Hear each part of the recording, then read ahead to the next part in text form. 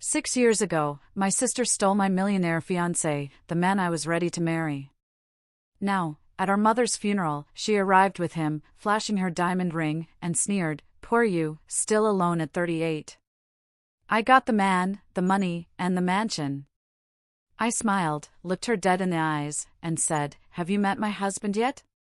When I called him over, her face went ashen, because actually, my husband was. My name is Rebecca Wilson, and that gut-wrenching moment happened to me just a few years ago.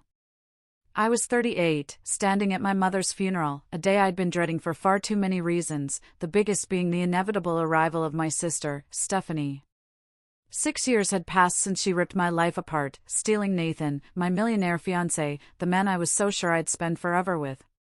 I hadn't seen either of them since that day.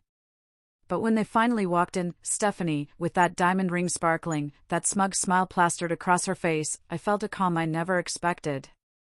She had no idea who was waiting to meet her. And her face? It turned white as a sheet. Optional cut for visual, *. Before I tell you exactly what happened when she realized who I married, do me a favor, let me know where you're watching from in the comments, and hit that subscribe button to join my journey. I've got more stories like this, *. My mother, Eleanor, was always the glue that held our family together. Growing up in our modest suburban home outside Boston, she taught me everything about strength, dignity, and unconditional love. We had this unbreakable bond, one that only deepened as I got older. Even after I moved downtown and built my career as a marketing executive, I called her almost every single day. She was my confidant, my advisor, my fiercest cheerleader. So, when she was diagnosed with stage 4 pancreatic cancer 8 months ago, my world crumbled. Despite aggressive treatments, we knew our time was limited. Mom faced it all with this incredible grace, more worried about us than her own suffering. Her final weeks were peaceful, surrounded by loved ones in the home where she'd raised us. She slipped away holding my hand, after making me promise to find peace in my life. 6 years earlier, when I was 32, my life felt perfect on paper. I had a great career, amazing friends, a beautiful apartment. But something was missing. I was working 60-hour weeks, dating here and there, but nothing serious ever stuck. Then, I met Nathan Reynolds at a charity gala. My college friend, Allison, introduced us. Nathan was incredibly charismatic, with a dazzling smile and a confidence that filled every room he entered. A self-made tech millionaire at 36, he was the success story magazines loved to feature. Our connection was immediate. We both loved art, travel, ambitious goals. After our first date at this exclusive restaurant overlooking the harbor, I called my mom, practically bubbling over. I told her I'd finally met someone special. Our relationship took off like a rocket. Weekends on Martha's Vineyard, box seats at the Symphony, intimate dinners every night. Nathan was attentive, generous, always bringing thoughtful gifts, planning elaborate dates. After 18 months, during a private dinner on a yacht in Boston Harbor, Nathan proposed with a massive 5-carat diamond ring. I said yes without a second's hesitation. My parents were thrilled, especially my mom, who immediately started envisioning the perfect wedding. Nathan had the resources to make any dream come true, and Mom insisted we shouldn't hold back. Then there was my younger sister, Stephanie. She's only 2 years younger, and our relationship had always been complicated. As kids, we were close, but there was this constant, simmering competition. Stephanie always wanted what I had, from toys to friends, to attention. If I achieved something, she had to match or exceed it. Mom always tried to keep the peace, giving us both special time and attention. Despite our history, I chose Stephanie as my maid of honor. Mom said it would bring us closer, and I desperately wanted to believe that, as adults, we had moved past all that childish jealousy. When I introduced Stephanie to Nathan at a family dinner, she went overboard with compliments. I saw her touching his arm, laughing a little too long at his jokes, but I dismissed it. That's just Stephanie being her charming self, I told myself. We held our engagement party at my parents' colonial home. Stephanie helped Mom with decorations, fairy lights strung across the backyard, perfect flower arrangements.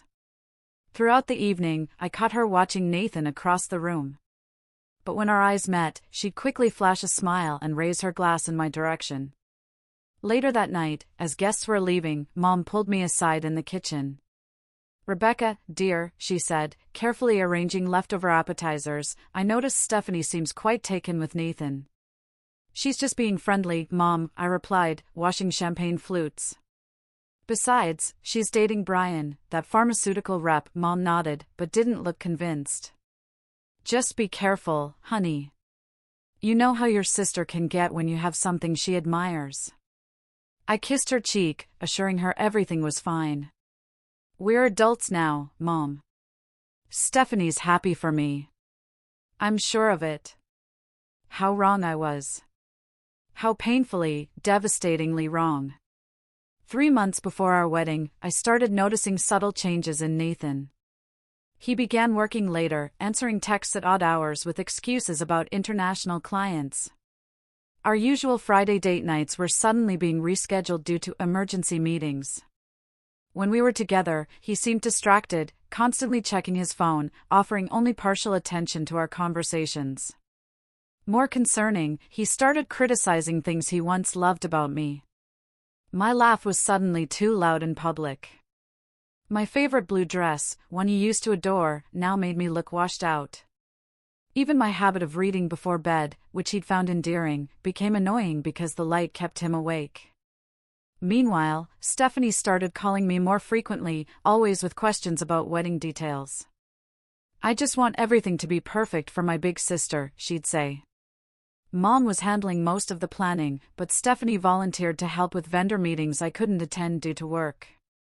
One Thursday evening, Nathan and I were at an upscale Italian restaurant. He barely made eye contact, responding to my stories about work with one-word answers. When his phone buzzed for the 5th time, I reached my limit. "Is there something more important happening elsewhere?" I asked, trying to keep my voice light despite the irritation bubbling inside me. "Sorry, just work stuff," he muttered, putting his phone face down.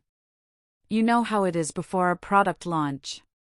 Later that week, doing laundry, I noticed an unfamiliar perfume on Nathan's collar. It was floral and heavy, nothing like my subtle scent.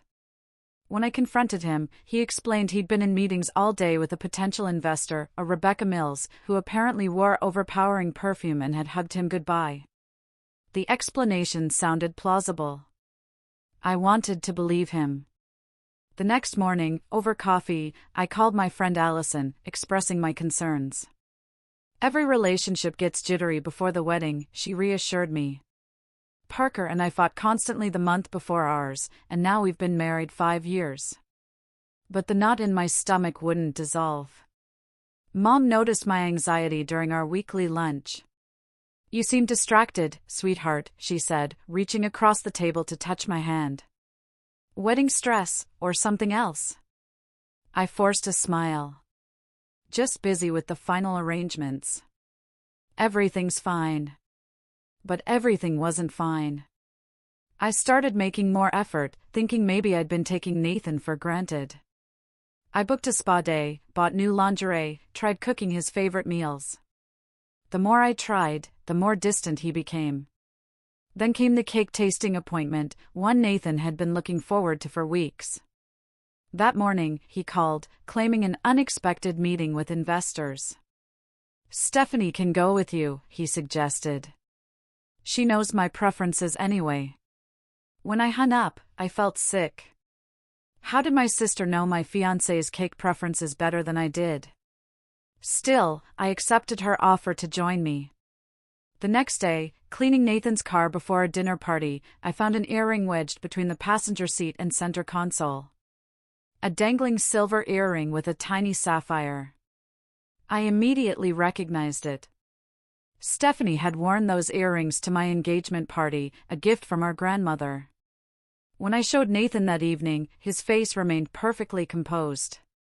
"Oh, your sister must have dropped it when I gave her a ride to the florist last week," he said smoothly. "She mentioned losing an earring." You never told me you drove Stephanie to the florist, I said, my voice barely above a whisper. Didn't I? It must have slipped my mind. It wasn't important. When I called Stephanie, her explanation matched his perfectly. Too perfectly. Oh, thank goodness. I've been looking everywhere for that earring. Nathan was kind enough to drive me since my car was in the shop. That night, I couldn't sleep. Thoughts raced through my mind. Had they rehearsed their story? Was I being paranoid? My weight began dropping from stress, dark circles formed under my eyes. I started seeing a therapist, without telling Nathan. 3 weeks before the wedding, Nathan suggested we postpone. I'm worried about you, Rebecca. You're not yourself lately. Maybe we're rushing things. I broke down, begging him to tell me what was wrong, what I had done, how I could fix it. He held me, assuring me everything was fine, but his eyes were vacant. That night, I woke at 3 a.m. to find Nathan's side of the bed empty. From the hallway, I heard his hushed voice from the guest bedroom, "Not now. She'll hear us." I know. Soon, I promise. The next day, I decided to surprise Nathan at his office with lunch. My father, Thomas, called as I was leaving my apartment. "Rebecca, are you eating properly? Your mother says you've lost too much weight. We're concerned." "I'm fine, Dad.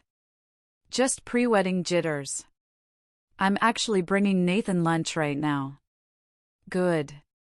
That boy better be treating my daughter like a queen. If only he knew." The security guard at Nathan's building recognized me and waved me through with a smile. On the elevator ride to the 12th floor, I checked my reflection, trying to smooth the worry lines that had formed between my eyebrows. The lunch bag in my hand held Nathan's favorite sandwich from the deli across from my office. When I reached the reception area, Nathan's secretary, Margot, looked up from her computer, her eyes widening with surprise. "Rebecca, we weren't expecting you today." Her gaze darted to Nathan's closed office door, then back to me. "Nathan is in a meeting right now." "That's okay," I said, lifting the lunch bag. "I just brought him lunch. I can wait." Margot stood quickly, blocking my path. "Actually, he specifically asked not to be disturbed. Perhaps I could let him know you're here."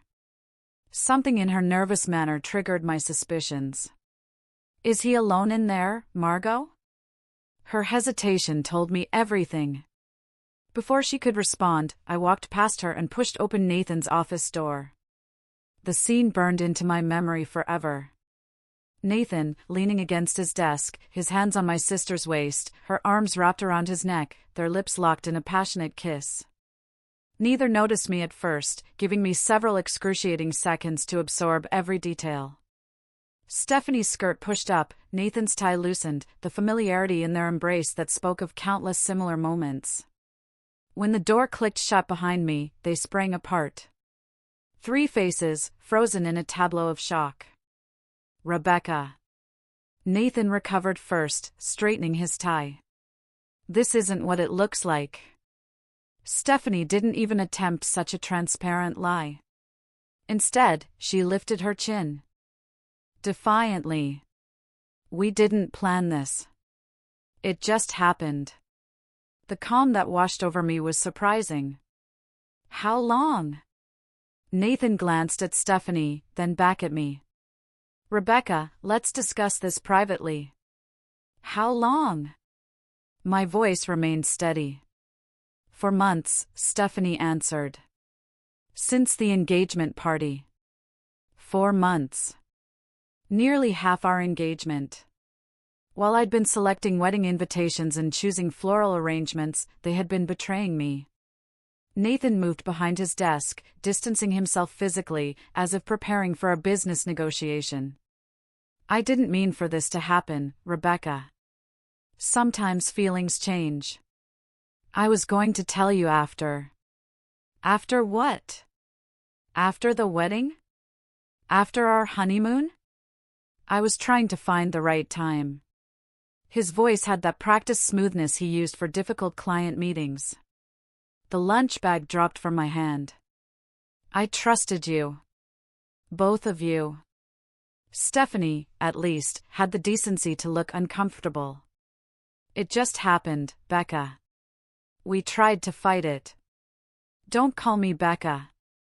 The childhood nickname felt like another violation. Nothing just happens for 4 months. You made choices. Every secret call, every lie, every time you looked me in the eye, knowing what you were doing. Nathan pressed the intercom button. Margot, please come in. Moments later, Margot appeared, pointedly avoiding my gaze. Please escort Rebecca out. She's upset. I'm escorting myself out, I said, my dignity somehow intact despite feeling utterly shattered inside. You deserve each other. In the elevator, the tears finally came. By the time I reached my car, I was struggling to breathe between sobs. The drive home remains a blur. I only remember calling my mother from my apartment, curled on the bathroom floor, unable to form coherent sentences through my crying. Mom and Dad arrived within the hour, using their emergency key when I couldn't bring myself to open the door. Mom held me while I told them everything. Dad paced the living room, his face growing redder with each detail. I'll kill him, he muttered, hand over his heart. Both of them. Thomas, your blood pressure, Mom warned, though her own face showed equal fury. The next days passed in a haze of pain. Mom helped me call vendors to cancel wedding arrangements while Dad handled the financial aspects. When I returned the engagement ring, leaving it with Nathan's doorman, I couldn't bear to see him. I found Stephanie had already moved her things in.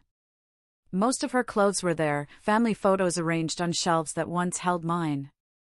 Nathan's email about dividing our shared assets was coldly efficient, mentioning that Stephanie had helped him catalog my remaining belongings. The betrayal ran deeper than I initially realized. Through mutual friends, I learned they had been meeting secretly whenever I worked late or traveled for business. Stephanie had pursued him deliberately, finding excuses to see him alone, sending texts and photos when I wasn't around. The scandal spread quickly through our social circle. Some friends sided with me, others with Nathan, citing his influence in the business community.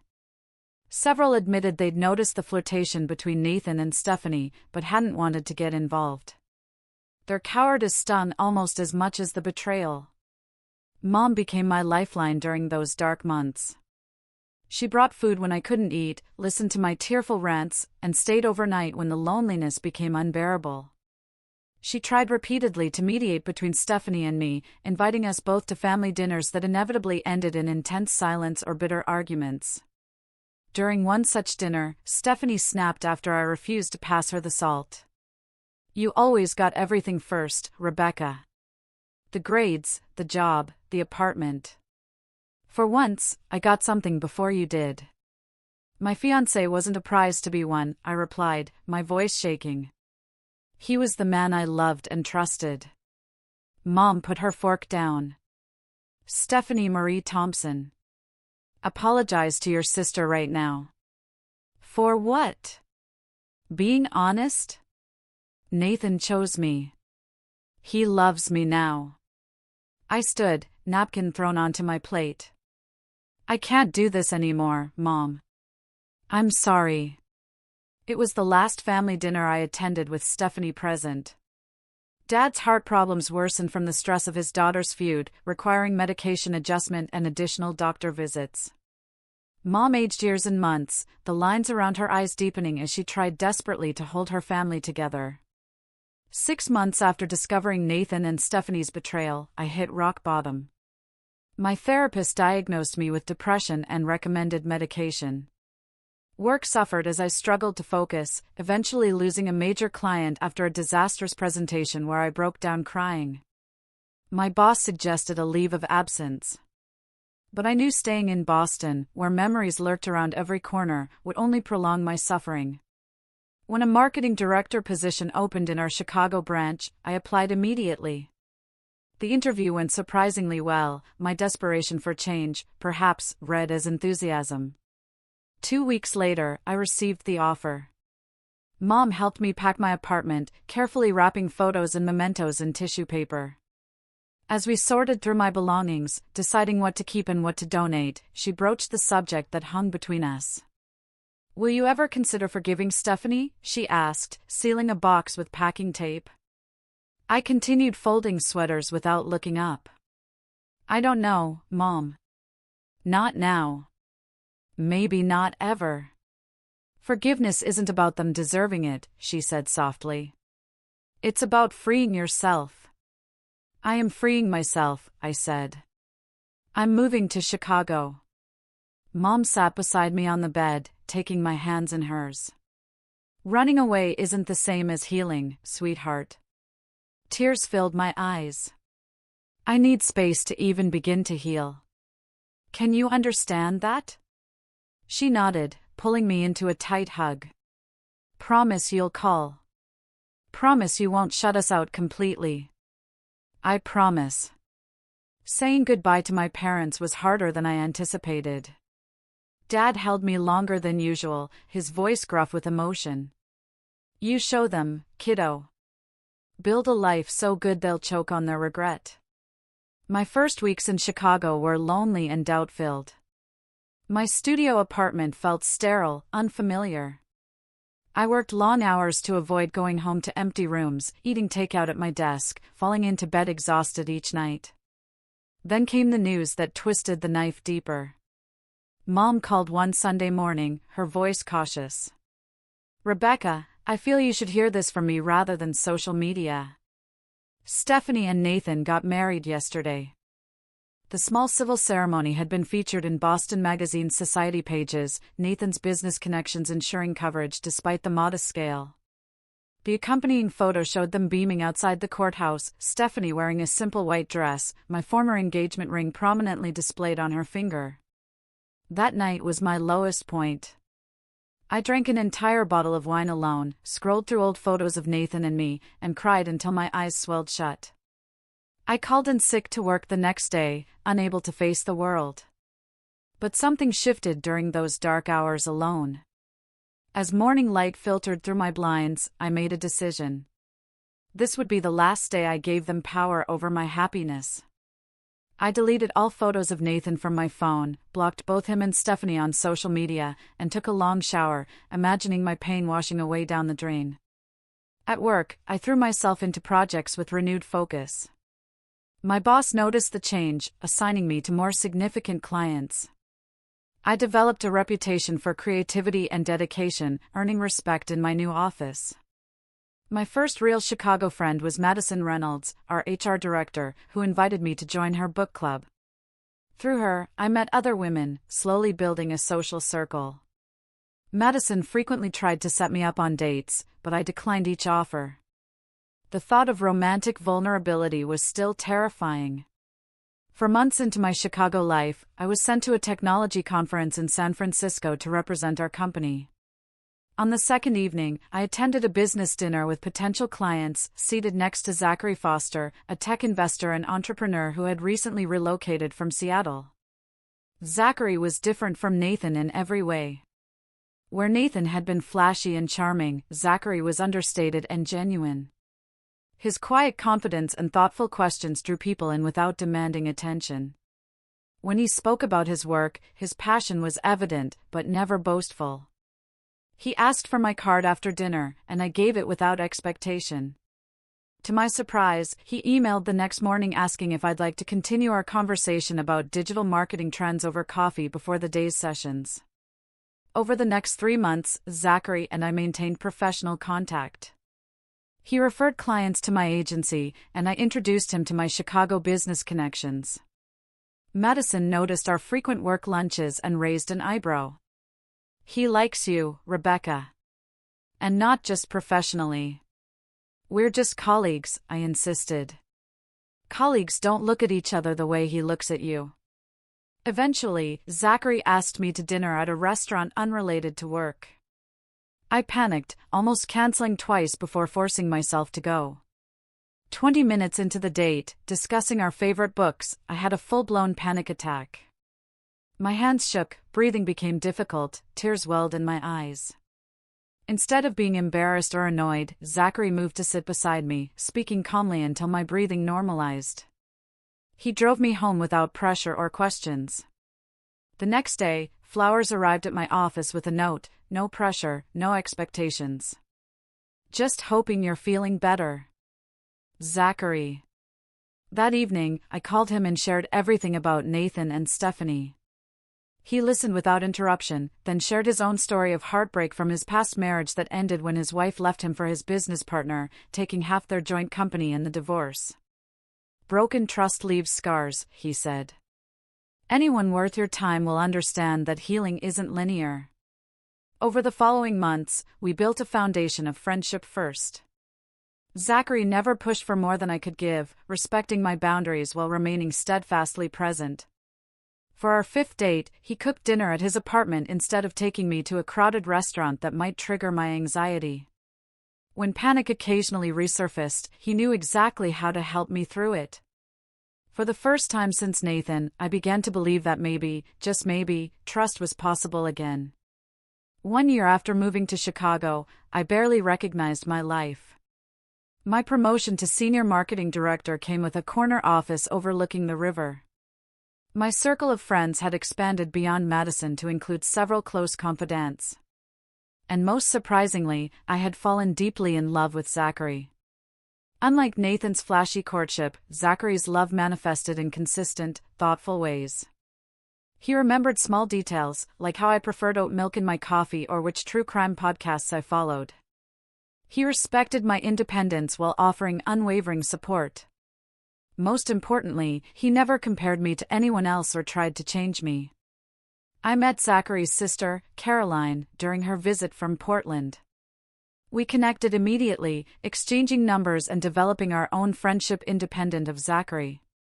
She told me stories of their childhood in Seattle, painting a picture of the boy who became the man I was growing to love. My relationship with my parents continued from a distance. I called Mom weekly, carefully steering conversations away from Stephanie. Dad occasionally joined these calls, his gruff voice softening when telling me how proud he was of my fresh start. I visited twice that year, timing my trips when I knew Stephanie and Nathan would be away. Mom provided occasional updates about them. Their marriage appeared perfect on social media, Stephanie posting photos of luxury vacations and charity galas. According to Mom, they had purchased a large house in Beacon Hill and were renovating extensively. Stephanie asks about you sometimes, Mom mentioned during one call. What do you tell her? I asked, stirring pasta sauce on my stove. That you're doing well, that you're building a new life. Does she ever express regret? Mom sighed in her way. She gets quiet when your name comes up. My therapy continued in Chicago, my new therapist helping me process the betrayal and build healthier relationship patterns. I learned to recognize my triggers and communicate boundaries effectively. Slowly, the nightmares about Nathan and Stephanie faded. In June, Zachary surprised me with a weekend trip to Michigan's wine country. We stayed at a charming bed and breakfast surrounded by vineyards, spent afternoons wine tasting, and evenings watching the sunset over Lake Michigan. For the first time in years, I felt completely present and happy, without the shadow of past betrayal hanging over me. On our last evening, walking through a garden filled with early summer blooms at the Chicago Botanic Garden, Zachary stopped beneath a trellis covered in climbing roses. Rebecca, he said, taking both my hands in his. This past year, knowing you has been the greatest gift of my life.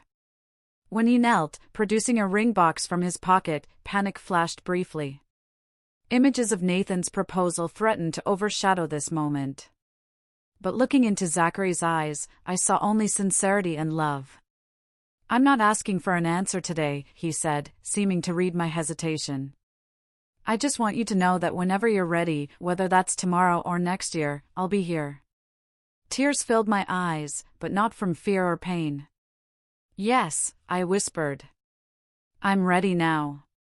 The ring was nothing like the ostentatious diamond Nathan had given me. A simple emerald with small diamonds on either side, elegant and understated, like our relationship. That night, I called my parents with the news. Mom cried happy tears. "He sounds wonderful, darling. When can we meet him?" "Soon," I promised. "Very soon."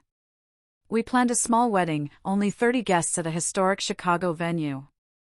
At Mom's urging, I sent Stephanie an invitation, more as a gesture toward healing than an expectation of attendance. Her response came via email, brief and cold: "Congratulations on your engagement. Unfortunately, Nathan and I have prior commitments on that date.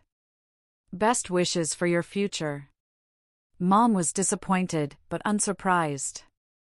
"Give her time, Rebecca. This is progress compared to where you both were." Our wedding day arrived, intimate and joyful, with my parents, new friends, and Zachary's family in attendance. Dad walked me down the aisle, whispering, "I haven't seen you this happy in years, kiddo." Zachary's vows acknowledged our journey. "Rebecca, I promise to remember that love is both strong and fragile, requiring care and commitment every day. I promise to be worthy of the trust you've given me, knowing how precious and hard-won that gift is." We built our life together in Chicago, buying a brownstone that we renovated. My career continued advancing, eventually leading to a vice president position. Zachary's investment firm grew, focusing on supporting women-led tech startups. During a dinner with business associates, I learned something that connected past to present. A venture capitalist mentioned working with Nathan years earlier. Reynolds. Yeah, he and Foster had quite the rivalry in the angel investing space about 7 years back. Foster backed the right startup. Reynolds backed the competitor. Foster's pick got acquired for millions. Reynolds went bankrupt. Later that night, I asked Zachary about this connection. "I was going to tell you eventually," he admitted. "I knew who you were when we met at that conference. Not the details of what happened, but that you had been engaged to Reynolds. Why didn't you say anything?" "I wanted you to know me for me, not as someone connected to your past." I wasn't angry. Somehow, the cosmic symmetry felt right. 2 years into our marriage, we began trying for a baby. Months passed without success, leading to fertility specialists and difficult conversations. Through disappointments and medical procedures, Zachary remained my rock, holding me through tears and reminding me that family comes in many forms. Then came the devastating call about Mom's cancer diagnosis. Zachary and I flew to Boston immediately, meeting with oncologists and helping my parents navigate treatment options. Mom put on a brave face, but the cancer was aggressive and had already spread. I took a leave from work to care for her, moving temporarily back to my childhood home. Zachary flew in every weekend, supporting both me and my increasingly frail father. In her final weeks, Mom and I had precious conversations about life, love, and family. One evening, as I adjusted her pillows, she broached the subject of Stephanie. "I wish you girls could find peace with each other," she said, her voice weak but determined. "Life is too short for such distance between sisters." "I know, Mom," I replied, swallowing back tears. "Promise me you'll try, Rebecca. Not for her, but for yourself, and maybe a little bit for your old mother." I promised, not knowing if I could keep it, but desperately wanting to give her peace. Mom passed peacefully 3 days later, Zachary, Dad, and I at her bedside. I called Stephanie immediately, the first direct communication we'd had in years. "Mom's gone," I said when she answered. Her sharp intake of breath was the only sound for several seconds. "I'll be there in an hour," she finally replied, her voice breaking. We met at our parents' house, hugging briefly and awkwardly before turning our attention to Dad and funeral arrangements. The real test would come at the funeral itself, where years of hurt and anger would collide with fresh grief and Mom's final wish. The morning of Mom's funeral dawned gray and drizzly, fitting the somber occasion. I stood before the mirror in my childhood bedroom, adjusting my black dress and wondering how I would survive the day ahead. Zachary appeared behind me, handsome in his dark suit, placing his hands gently on my shoulders. I'm right beside you today, he said, meeting my eyes in the reflection. Whatever happens. Downstairs, Dad sat at the kitchen table, staring blankly at his untouched coffee. The past week had hollowed him out, his tall frame suddenly stooped with grief. At 72, he seemed to have aged a decade since Mom's diagnosis. Ready, Dad? I asked softly, touching his shoulder. He nodded, rising slowly. Eleanor always said funerals aren't for the dead, they're for the living. Never understood that until now. The funeral home was already filling with extended family and friends when we arrived. I stayed close to Dad, greeting people with mechanical smiles, accepting condolences from faces I barely recognized. Cousins from California, Mom's college roommate, neighbors from throughout my parents' 40 years in their home. You look just like Eleanor at your age, my great-aunt Patricia said, patting my cheek. She would be proud of the woman you've become. How have you been, dear? Asked my mother's friend Judith. Eleanor mentioned you moved away. Chicago, was it? Yes, almost 5 years now, I replied, not adding that my sister's betrayal had prompted the move. As I guided Dad to his seat in the front row, Zachary at his other side, a murmur rippled through the gathering. I turned to see Stephanie and Nathan entering, their appearance causing heads to turn and whispers to spread. Stephanie wore an expensive black dress that highlighted her slender figure, diamond earrings catching the light. Nathan looked uncomfortable in his perfectly tailored suit, his arm around my sister's waist in a show of support. Her left hand rested prominently on her purse, the massive diamond engagement ring and wedding band impossible to miss. Dad stiffened beside me. Thomas, breathe, I whispered, concerned about his heart. They made their way forward, stopping to speak with various attendees. I kept my eyes front, focusing on the large photo of Mom displayed beside her closed casket, her warm smile easing some of my anxiety. Eventually, they reached the front. Stephanie embraced Dad, who returned the hug stiffly. Nathan shook his hand, receiving only a curt nod in response. Rebecca, Stephanie said, turning to me with an expression I couldn't quite read. It's been a long time. Yes, I replied simply, not trusting myself with more words. Nathan nodded awkwardly. Sorry for your loss. Zachary had stepped away to speak with the funeral director, leaving me momentarily alone with them. Stephanie seized the opportunity. I need to speak with you privately, she said, gesturing toward a side room. Against my better judgment, I followed her, wanting to avoid a scene at Mom's funeral. The small room contained only a few chairs and a box of tissues, clearly designated for mourners needing private moments. Stephanie closed the door behind us. Up close, I noticed fine lines around her eyes that her expensive makeup couldn't quite conceal. You look thin, she remarked, her gaze assessing me critically. Grief does that, I replied flatly. She fiddled with her ring, twisting it around her finger. Nathan and I bought a summer house on Cape Cod last month. 8 bedrooms, private beach access. I remained silent, wondering why she felt compelled to share this. We're considering starting a family soon, she continued. Nathan's company just acquired 2 startups, and we're renovating the 3rd floor for a nursery. Congratulations, I said, my voice devoid of emotion. Is there something specific you wanted to discuss about the funeral arrangements? Her smile turned sharp. I just thought you might want to know how well we're doing. Poor you, still alone at 38. I got the man, the money, and the mansion. The familiar pain flared briefly, then subsided. 6 years ago, her words would have devastated me. Today, they seemed pathetic and desperate. I smiled genuinely. Have you met my husband yet? Her expression faltered. Husband? Zachary? I called, opening the door to find him waiting nearby. Come meet my sister. As Zachary entered the room, Nathan appeared behind him, clearly having been watching our interaction. When the men made eye contact, Nathan's face drained of color.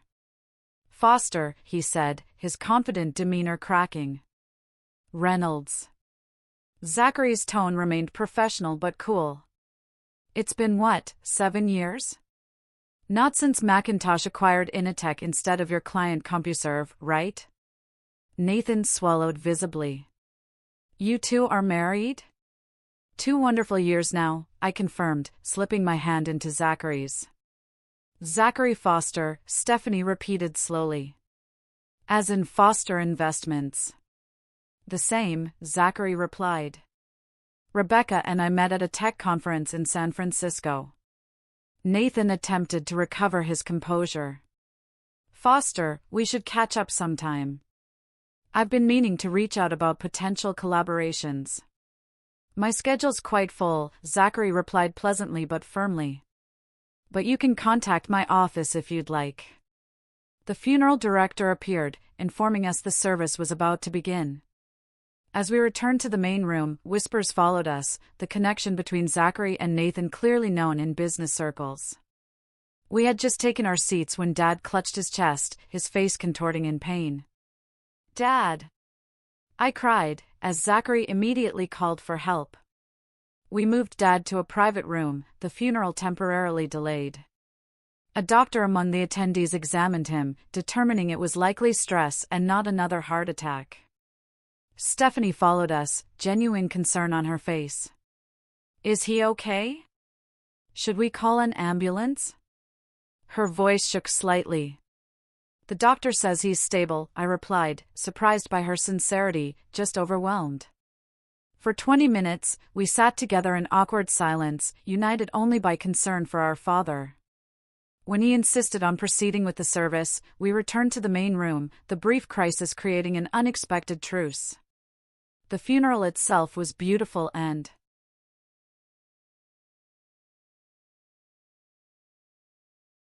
heartbreaking.